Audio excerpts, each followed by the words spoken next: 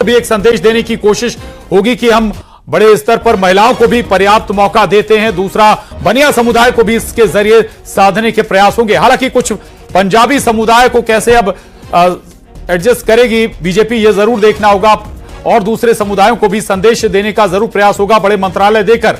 लेकिन यह आज की तस्वीर साफ हो गई। इस वक्त की सबसे बड़ी खबर यही है, रेखा गुप्ता दिल्ली प्रदेश की, दिल्ली राज्य की नई मुख्यमंत्री होंगी। प्रधानमंत्री नरेंद्र मोदी की मौजूदगी में रेखा गुप्ता, रेखा गुप्ता के नाम को अब तय कर लिया गया है विधायक दल की बैठक में।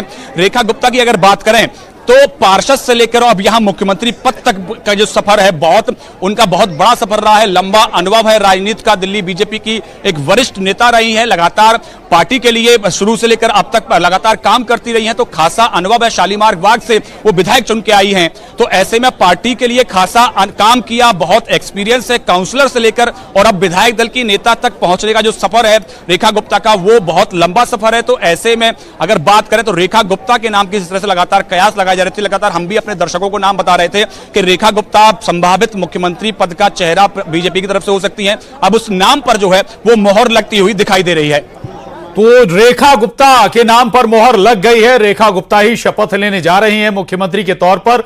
दिल्ली की नई मुख्यमंत्री होंगी रेखा गुप्ता। जैसा कि बताया भी हमारे सहयोगी बता भी रहे थे कि न केवल संगठन के पदों बल्कि निगम में वो लगातार जिस तरह से बात काम करती रही है। अगर बात करें तो राजनीति में जिस तरह से बीजेपी लगातार काम करती है, प्रधानमंत्री नरेंद्र मोदी ने, आपको याद हो तो 2024 के चुनाव से ठीक पहले जो है महिला आरक्षण विधेयक भी पास किया था, जिससे 33% रिप्रेजेंटेशन जो है वो महिलाओं को लोकसभा में देखने को मिलेगा। तो ऐसे में जो है उससे पहले बीजेपी एक बड़ा संदेश और देना चाहती थी कि जिस तरह से अब तक तकरीबन 20 राज्यों में बीजेपी की सरकार है, तो ऐसे में महिला को एक रिप्रेजेंटेशन नहीं था, किसी भी राज्य को मुख्यमंत्री के तौर पर महिला काम नहीं कर रही थी।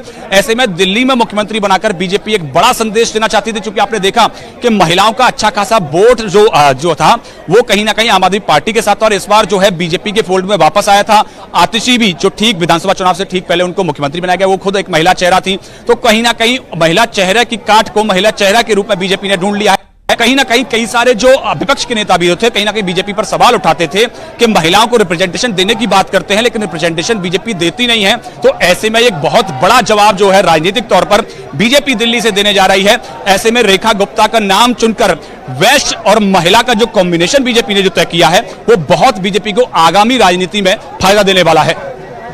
तो ये वाकई बड़ी खबर है इस वक्त की। न्यूज 18 ने पहले भी आपको बताया था कि रेखा गुप्ता के नाम पर मोहर लग सकती है। अंदर खाने से ये खबरें आ रही थी कि लगभग सहमति बन गई है। एक और जो दूसरा फैक्टर है जो महत्वपूर्ण रहा है किसी भी उम्मीदवार को चुनने के लिए, बीजेपी अब बहुत करीब 20 से 25 साल की सियासत करें या फिर अब बीजेपी की तरफ से विधायक दल के नेता और मुख्यमंत्री के तौर पर आगामी कल शपथ लेने जा रही रेखा गुप्ता की बात करें तो अब महिला के बीच में आपको तकरार देखने को मिलेगी सदन के अंदर। जिस तरह से आपने देखा कि बीजेपी की जब विपक्ष में थी तो बीजेपी लगातार पहले अरविंद केजरीवाल और बाद में आतिशी को घेरते हुए नजर आती थी। हालांकि आतिशी का जो कार्यकाल था बहुत कम था, लेकिन अब जो है चूंकि आम आदमी पार्टी के लगभग जो सभी जो वरिष्ठ जो नेता हैं वो अपना अपना चुनाव हार गए हैं। सिर्फ अगर बात करें तो गोपाल राय और आतिशी दो नाम जो है वो जीत गए हैं। ऐसे में संभावना यही लगाई जा रही है कि आतिशी को विपक्ष का नेता बनाया जा सकता है आम आदमी पार्टी के द्वारा। तो ऐसे में आपको विधानसभा के अंदर महिला बनाम महिला की जो लड़ाई है वो आपको देखने को मिल सकती है, और आपको महिलाओं के बीच में आपको वहां विधानसभा के अंदर एक तकरार देखने को मिल सकती है।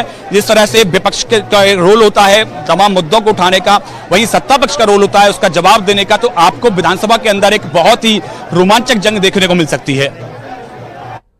तो रेखा गुप्ता, एक बार फिर हम जिक्र कर रहे हैं रेखा गुप्ता का। रेखा गुप्ता न केवल पार्षद रही हैं, डूसू में भी पदों पर रही हैं, यानी इसके अलावा दिल्ली विश्वविद्यालय से उन्होंने ग्रेजुएशन किया है, प्रोफेशनल ग्रेजुएशन किया है। और बीजेपी नेतृत्व के बीच में बैठकों का दौर जारी था, बैठक लगातार चल रही थी। चाहे प्रधानमंत्री नरेंद्र मोदी की बात करें, बीजेपी अध्यक्ष जेपी नड्डा की बात करें, गृह मंत्री अमित शाह की बात करें, बैठकों का दौर लगातार जारी था। किस तरह से एक एक चीज को लेकर चर्चा की जा रही थी, एक एक समीकरण को लेकर चर्चा की जा रही थी कि कौन नाम सबसे मुफीद हो सकता है, किस नाम से क्या राजनीतिक समीकरण तैयार हो सकते हैं, किस नाम के साथ में क्या राजनीतिक संदेश दिया जा सकता है। तो इन सब विषयों को लेकर लगातार पिछले 8 फरवरी के बाद से ही लगातार चर्चाओं का दौर जारी था, बैठकों का दौर जारी था, और आखिरकार बीजेपी ने एक जो नाम चुना, जो चेहरा चुना, वो बहुत बड़ा संदेश बीजेपी ने देने की कोशिश किया। जिस तरह से तमाम जो लोग हैं बीजेपी कहीं ना कहीं सवाल उठाते थे महिलाओं के रिप्रेजेंटेशन को लेकर, बीजेपी ने इसको लेकर अब जवाब दे दिया है। और उन्होंने बता दिया है कि महिला जो है वो दिल्ली की मुख्यमंत्री होने जा रही है।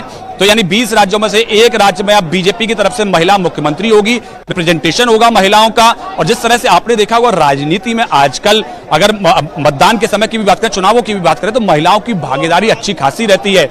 आपने देखा होगा चाहे वो मध्य प्रदेश की बात करें, झारखंड की बात करें, छत्तीसगढ़ की बात करें, महाराष्ट्र की बात करें, दिल्ली की बात करें, महिलाओं के लिए अलग से कई सारी योजनाओं की ऐलान भी की गया। तो एक बार फिर जिक्र करेंगे रेखा और मिठाई खिलाकर अब देखिए जश्न मनाते हुए जो कार्यकर्ता हैं बीजेपी के वो नजर आ रहे हैं।